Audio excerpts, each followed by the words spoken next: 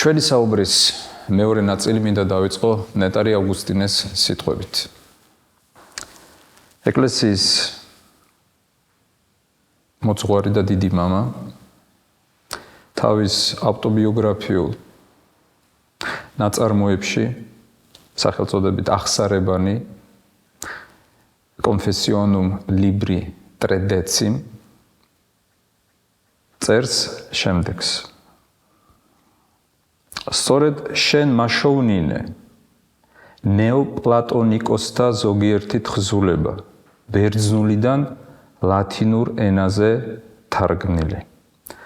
ამ თხზულებებში მე ამოვიკითხე მართალია არა იმავე სიტყვებით გადმოცემული, მაგრამ არსებითად იგივე აზრი მრავალ სხვადასხვა საბუძე დაყრდნობით, რომ გვიმტკიცებს შემდეგს.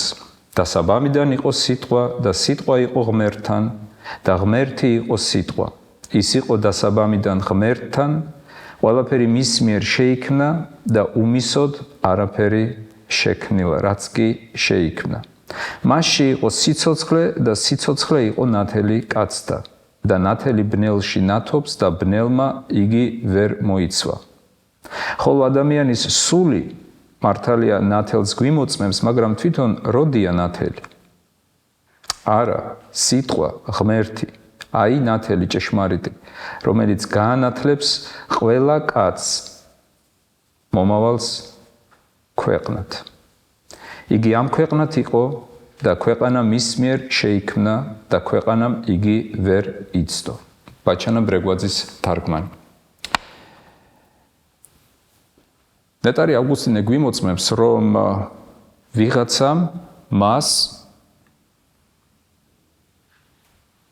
მიაწოდა, ის ამბობს, სწორედ შენ მაშოვნინე ღმერთსეუბნება, ნეოპლატონიკოსთა ზოგიერთი თხზულება, რომელიც მან თარგმანში წაიკითხა. ნეტარმა ავგუსტინემ არ იცოდა ძველი ბერძნული.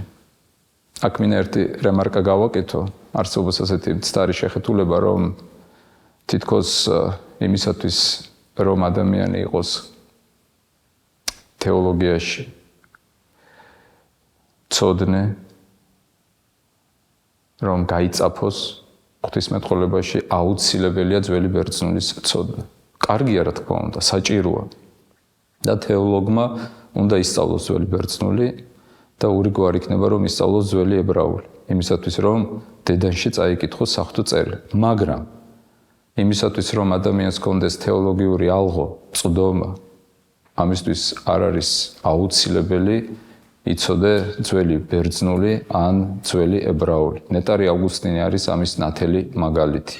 ვინ შეედრება მას თეოლოგიაში, ღვთისმეტყველებაში წვდომით და გაგებით. თუმცა ვიმეორებ, მან ძველი ბერძნული არ იცოდა, ან თუ იცოდა ძალიან ცუდად. ის ამოწმებს, რომ წაიკითხა ნეოპლატონიკოსთა თხზულება ლათინურ ენაზე თარგმნილი. ჩვენ ვიცით, ვინ თარგმნა ლათინურ ენაზე, თარგმნა ვიქტორინუსმა, რომელიც შემდეგ აგრეთვე გახდა ქრისტიანი და სწორედ ვიქტორინუსის თარგმანში ამოიკითხა მან ნეოპლატონიკოსთა მოსაზრებების შესახებ და საოცრება რა არის?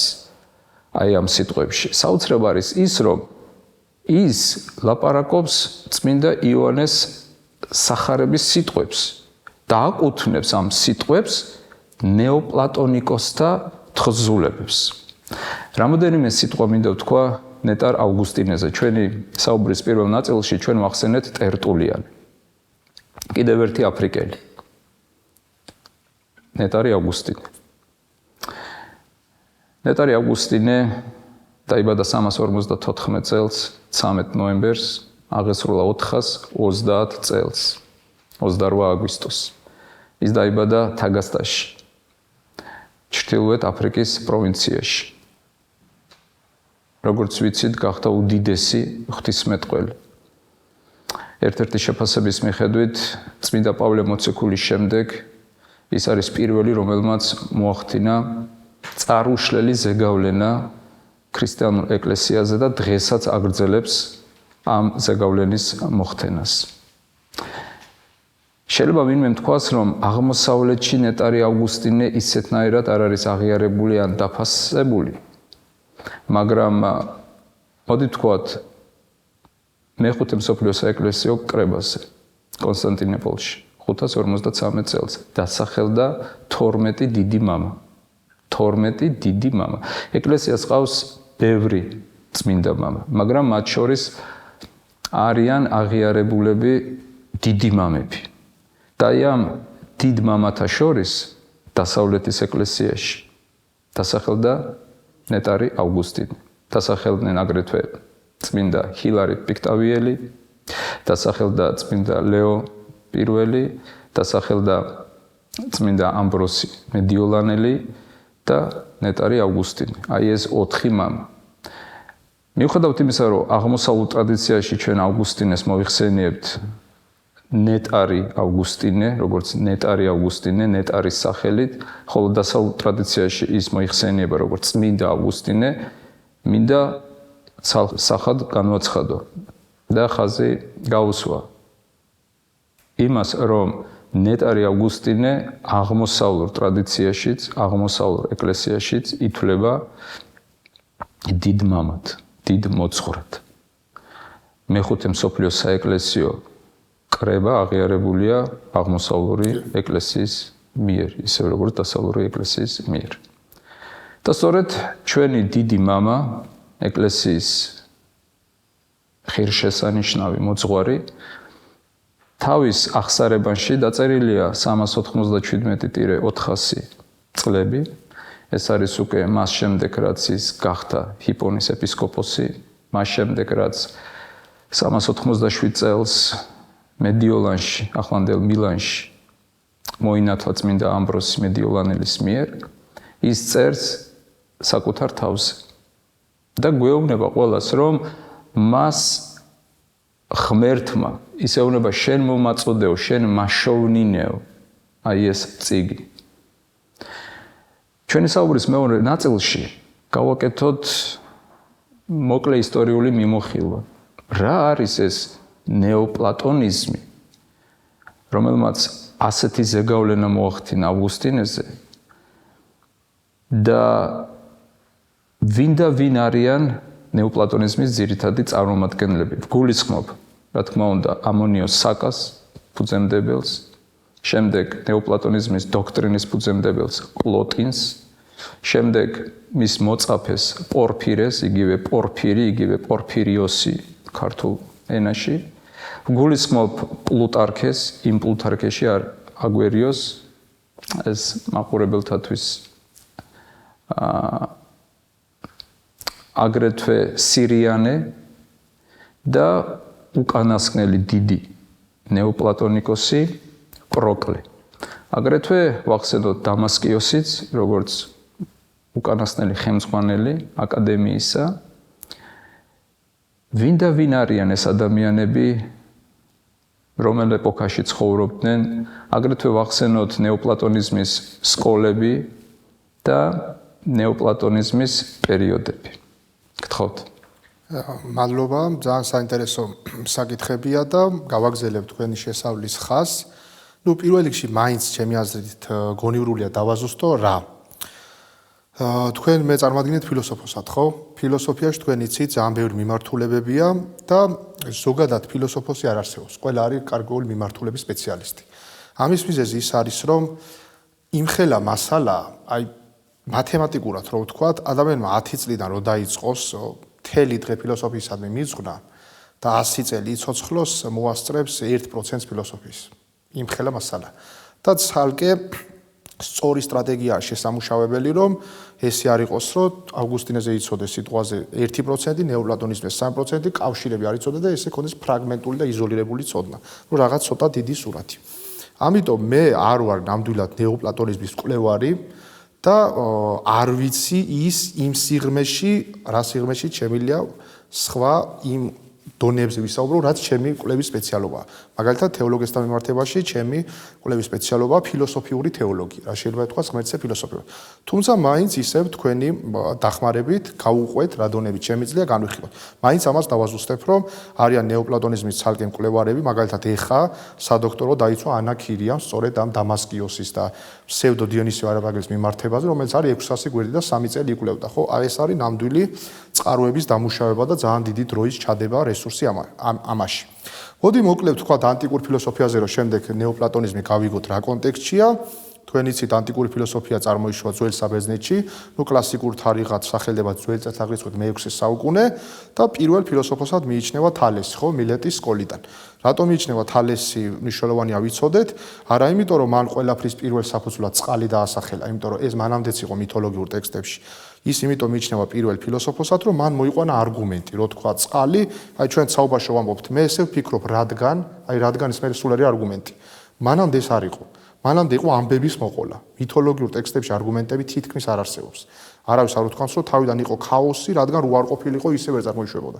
თავიდან იყო, ამბავს გვიყვება. და აი ზურაბ ხასაია მაგას ამბობს, თუ მითოლოგია ამბავს გვიყვება, ფილოსოფია გვიმტკიცებს. გვეუბნება ის აუცილებლად ასია.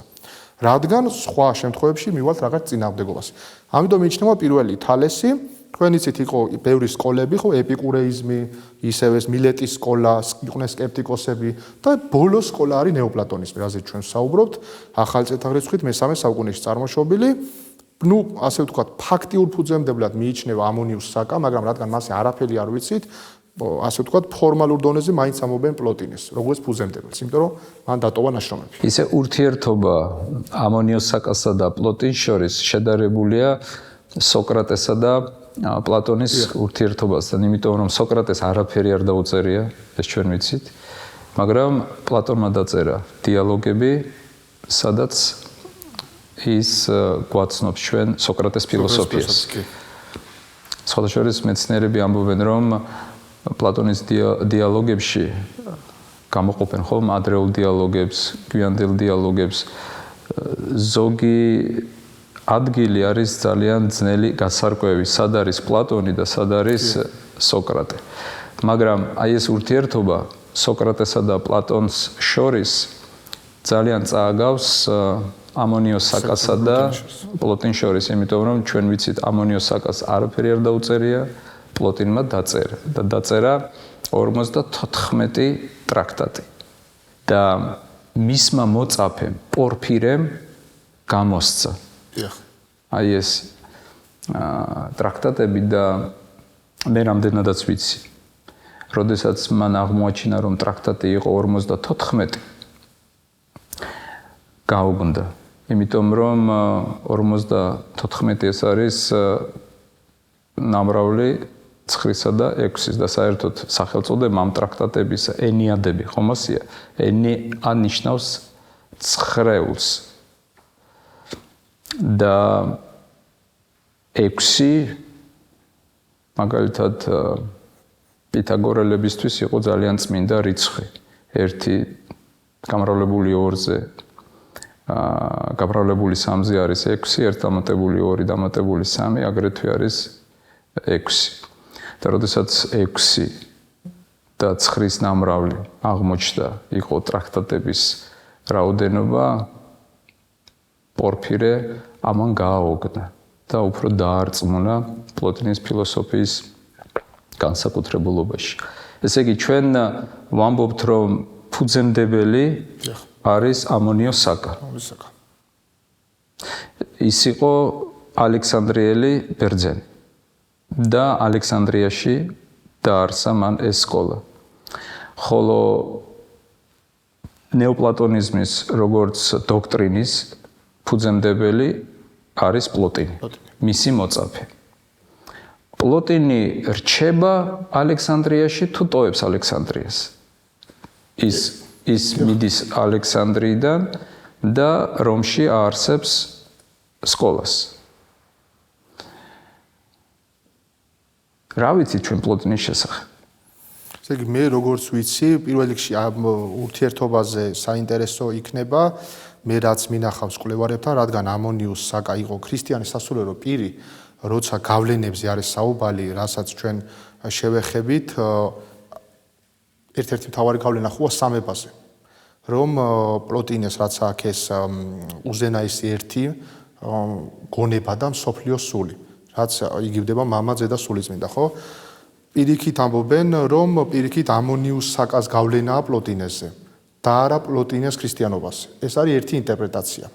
დაუშვათ როგორ შეგვიძლია გავლენა დავინახოთ. ასევე საინტერესოა, რომ პლოტინე თვითონ რატომ არ ყვება თავის ბიოგრაფიას. ესეც არის ნაკარნახევი მისი ფილოსოფიით. რადგან ის თვლიდა, რომ სხეული ბოროტებაა გამოკვეთილად, ამიტომ მას ასე ვთქვათ ეთაკილებოდა საერთოდ ამაზე ესაუბრა, რომ მშობლები ყავდა. ანუ ეს ძალიან, ჩვენ ვიცით, რომ ის საერთოდ ნეოპლატონიზმის ზოგი მიჩნევს, რომ რელიგია, ესა ძალიან მისტიკური ხედვა რეალობაზე, არ არის ესე მშრალი ფილოსოფია, ამიტომ ამით არის ინსპირირებული მისი ცხოვრებაც და მისი ენიადები რა არის, ხო? ეს არის მთელი ამ ანტიკური სიბრძნის გადამუშავება ახლებურად, ხო, თვითონ ახალი პლატონიზმი. რაც არის თვითონ ტერმინის შინაარსი, ხო, ნეოპლატონ, როგორც ნეოთომიზმი არის თომიზმის განახლება და არა არსობრივად ახალი. უბრალოდ გადამუშავება ეპოქის შესაბამისად. ამიტომ თუ მე რა ინფორმაციებიც ვიცი და შემდეგ თქვენ მე ვფიქრობ ჩემზე მეტიცით გააგრძელეთ ინფორმაციულ დონეზე მარტო რო თქვა ნეოპლატონიზმზე, ეს არის ბოლო სკოლა ანტიკურ ეპოქაში, შემდეგ მოდი შუა საუკუნეები და შუა საუკუნეებზე დიდი გავლენა მოახდინა ნეოპლატონიზმმა.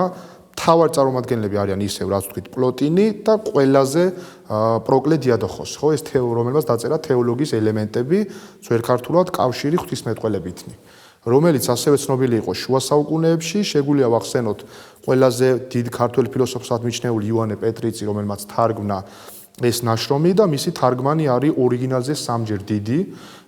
ეს იოანე პეტრიცი შეგვიძლია განვიხილოთ როგორც კლასიკური სქოლასტიკოს ფილოსოფოსს, რომელიც ცდილობდა ნეოპლატონიზმის და ქრისტიანობის შეთავსებას და დასავლეთში მეცნიერებმა, ჩვენ არ გვყავს ბევრი ისეთი ქართველი ფილოსოფოსი, რომელიც საერთაშორისო მასშტაბზე გავიდა, ერთ-ერთი სწორედ გამორჩეული არის იოანე პეტრიცი, რომელიც იციან სწორედ უცხოელმა მკვლევარებმა. თუმცა ობიექტურობისთვის უნდა ითქვას, რომ მისი ცნობადობა იმ დონეზე არ არის, რომ თქვენ ნახოთ კლასიკური ფილოსოფიის ისტორიის წიგნები, მათ შორის შუა საუკუნეებზე, ის შეიძლება საერთოდ არ იყოს ნახსენები.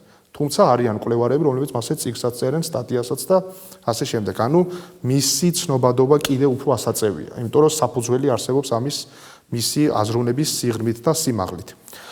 ეს რაც შეიძლება ინფორმაციულად, ეხლა დასაყრდენი, რა თქმა უნდა, ნეოპლატონიკოსები ჭეშმარიტების, ასე ვთქვათ, წყაროს, აი როგორც ჩვენ ხო ვთქვით, სხვადასხვა მსოფლმხედველობებს სხვადასხვა წყარო აქვს. რა თქმა უნდა, არის პლატონი, ხო?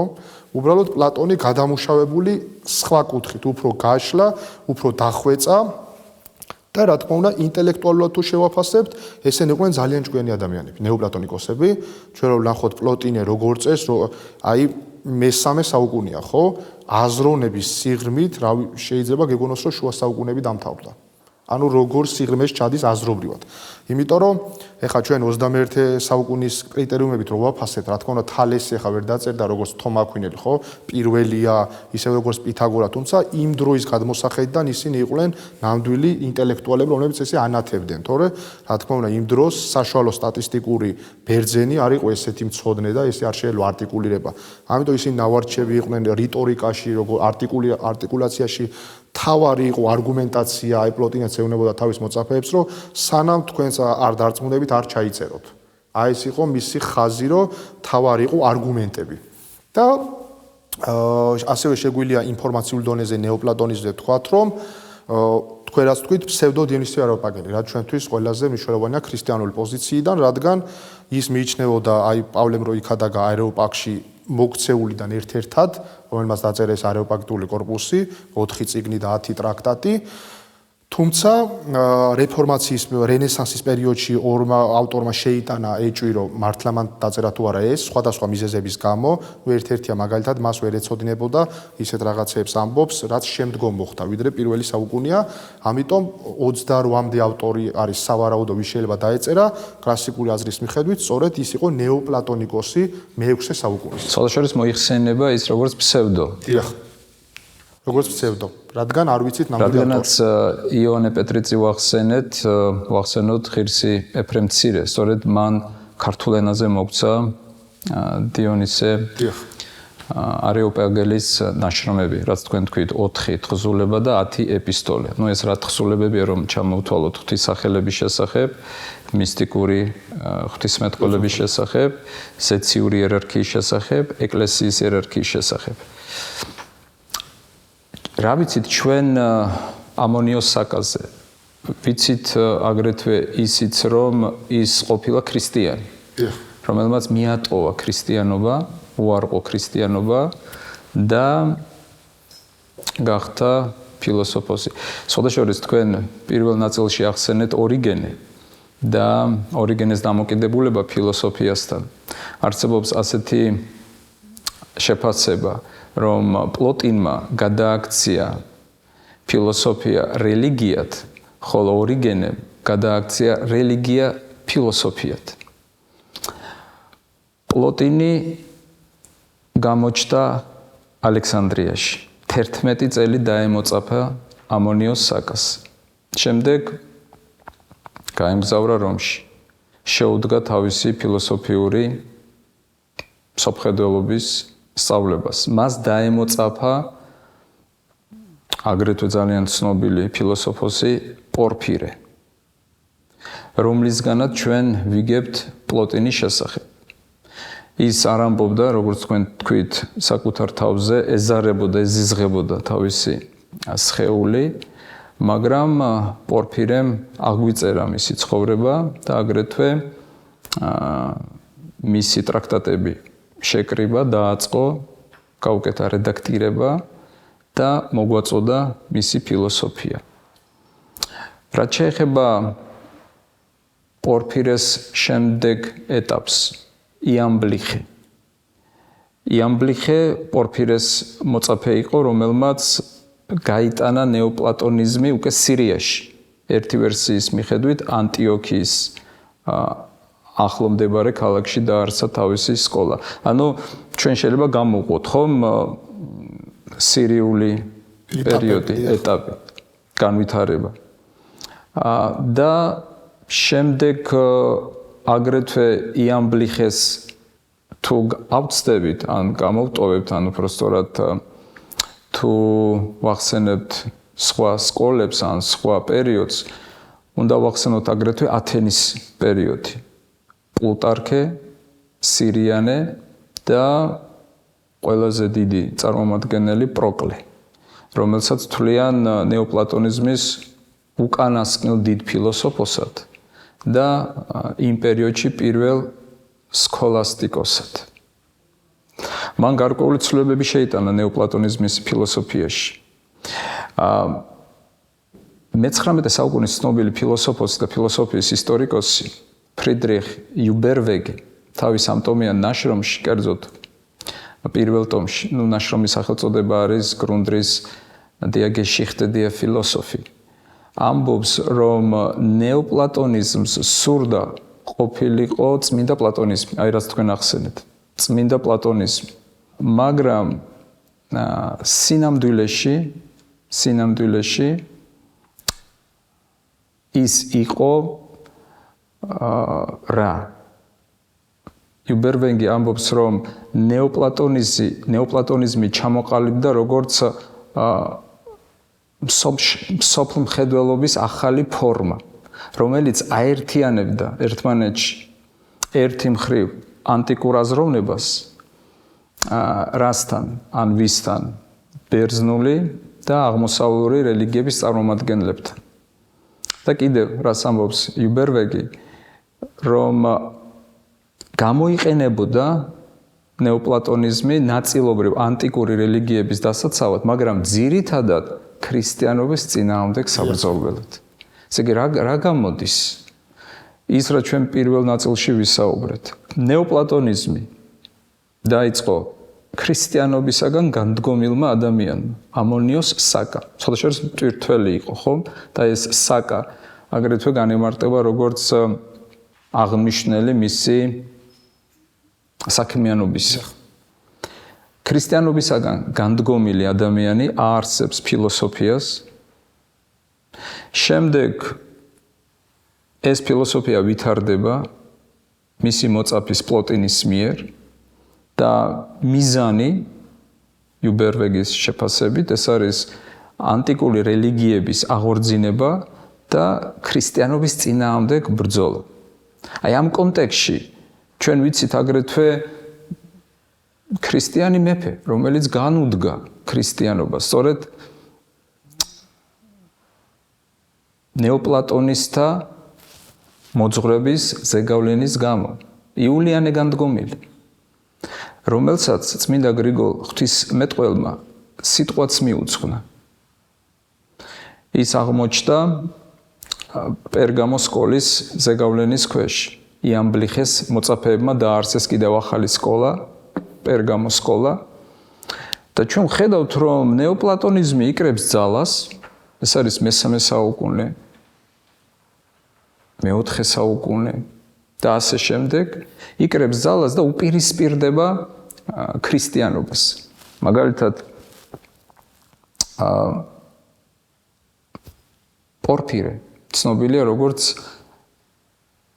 ანტიქრისტიანი, რომელსაც დაუწერია წიგნები და ეს წიგნები იმპერატორის გადაწყვეტილებით გაუნადგურებინათ.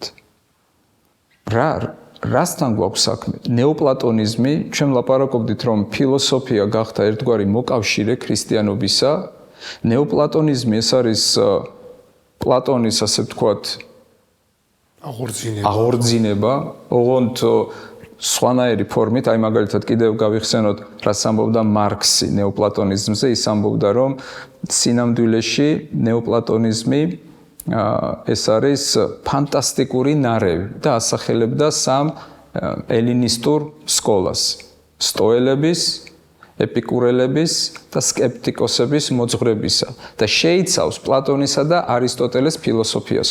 ანუ მარქსი გვეუბნება, რომ ნეოპლატონიზმი არის არისტოტელეც, პლატონის, ელინური სკოლებიც და ეს არის ფანტასტიკური ნარევი. ლოსევი მაგალითად უფრო მოკლე კომენტარს, განმარტებას, დეფინიციას იძლევა ნეოპლატონიზმისა და ამბობს, რომ ნეოპლატონიზმი ეს არის ანტიკური აზროვნების ყველა მიღწევის სინთეზი.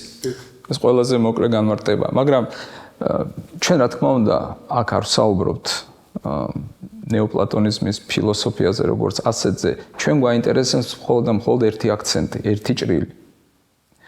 ქრისტიანული ღვთისმეტყველების გადმოსახედიდან, როგორ ჩანს ეს ყველაფერი? ამონიოსაკა, განდგომილი.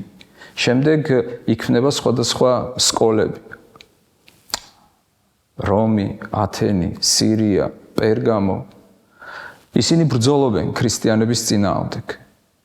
პროკლე უფრო ავითარებს. მთლიანად რელიგიად გადააქცია ფილოსოფია. რა შედეგამდე, რა დასკვამდე მიდის ქრისტიანობა ყოველივე ამის გათვალისწინებით. ჩვენ ვიცით, რომ ბოლოს და ბოლოს აკადემია იქნა დახურული. დახურული იქნა აკადემია იუსტინიანეს მიერ 529 წელს. და მისი უკანასკნელი წარმომადგენელი იყო დამასკიოსი. აი, მე მინდა რომ აი ამ ეს რა თქმა უნდა არის ძალიან ზედაპირული, რასაც ჩვენ ვლაპარაკობთ და შემხებლობითი. ჩვენ მხოლოდ ერთი ინტერესი გვაქვს დავინახოთ, როდესაც ადამიანებს ესმით ნეოპლატონიზმი, მე ვამბობ ძირითადად ქრისტიან მორწმუნე აუდიტორიას გულისხმობ. რა შთაბეჭდილება ექმნებათ მათ, როდესაც აი ამ მოკლე ისტორიულ ექსკურს ეცნობიან, რომ ფილოსოფია შეიქმნა განდგომილის მიერ, განვითარდა, იცავდა ანტიკურ რელიგიებს და მისი მიზანდასახულობა იყო წმინდა ბრძოლა ქრისტიანობასთან.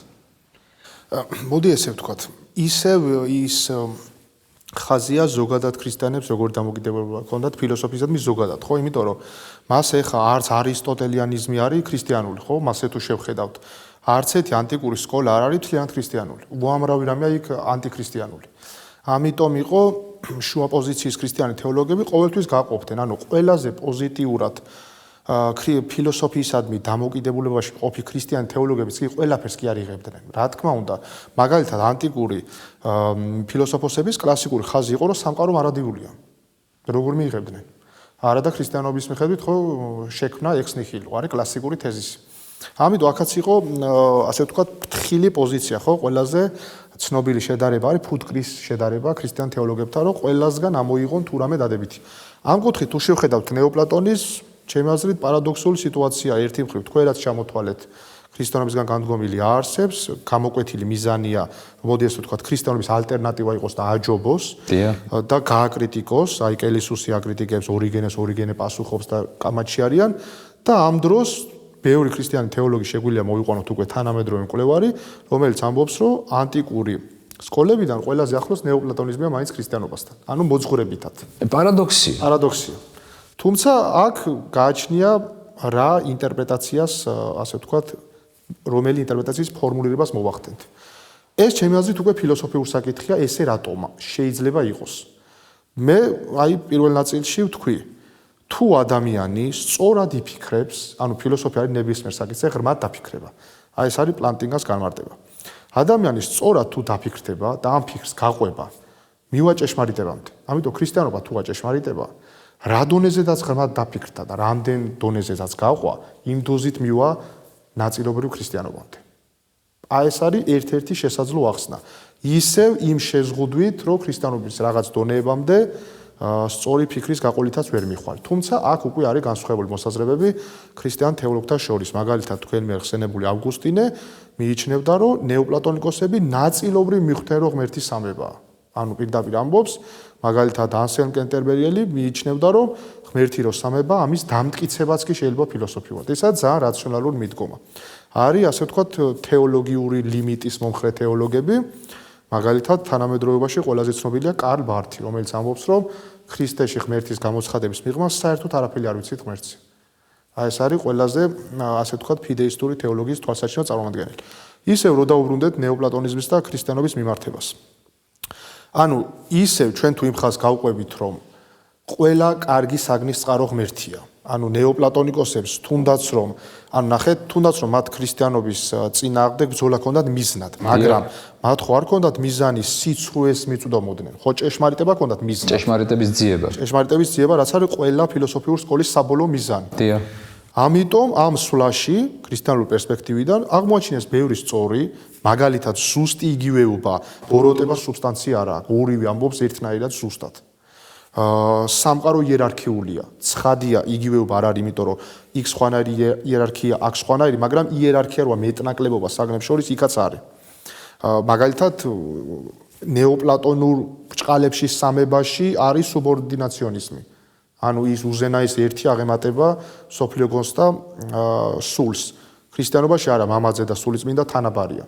მაგრამ რაღაც მსგავსება ხო არა, რომ იქაც სამი მთავარი მოქმედი პირია მათ მეტაფიზიკაში. სხვათა შორის ორიგენე ალექსანდრიიდან იყო. დიახ. და ორიგენე ისტორიიდან ცნობილია იყო ამონიოს საკასთან. კი.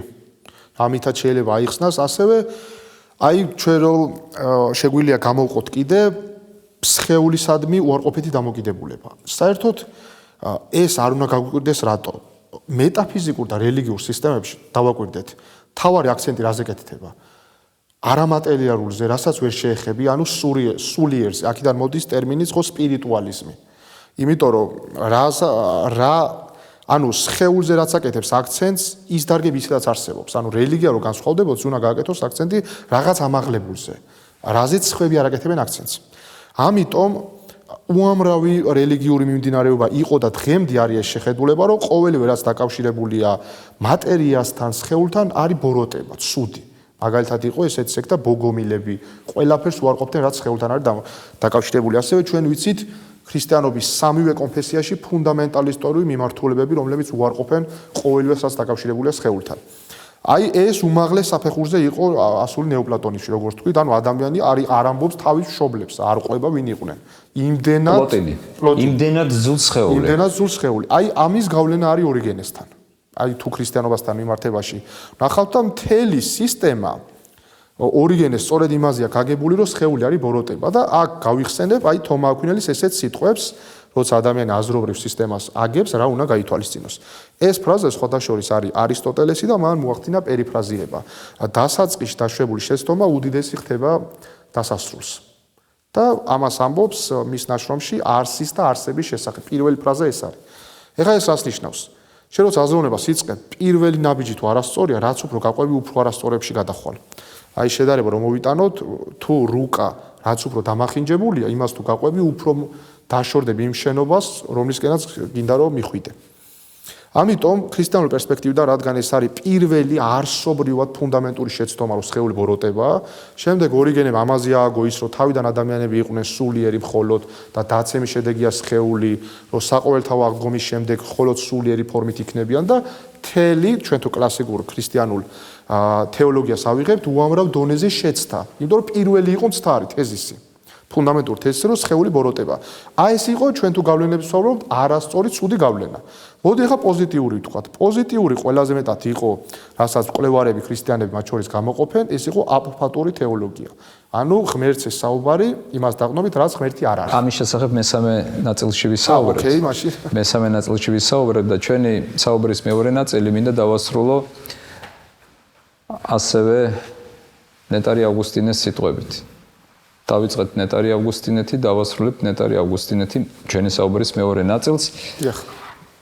ახსარებანი აი ის ნაწყვეტი, რომელიც დასაწყისში მოვიყვანე, გრძელდება და ეკლესიის დიდი მოძღვარი ამბობს, იგი ამ ქვეყნად იყო და ქვეყანა მის მიერ შეიქმნა და ქვეყანამ იგი ვერ იცნო. ამ სიტყვები ჩვენ დავასრულეთ მისი ციტირება, მაგრამ ახლა ვაგრძელებ. მაგრამ ის რომ თავისიანებთან მოვიდა და თავისიანებმა იგი არ შეიწნარეს, ხოლო ყველას ვინც შეიწნარა იგი მისცა ხელმწიფება ღმერთის შვილებად წოდებულიყვნენ, ყველას ვისაც წამს მისი სახელი, ნამდვილად აღარ ამომიკითხავს ამ თხზულებაში. ნეოპლატონიკურ თხზულებას გულისხმობს. მესამე ნაწილში ჩვენ ვიმსჯელებთ ქრისტიანული აზრისა და ნეოპლატონიზმის გადაკვეთის კონკრეტულ მაგალითებზე.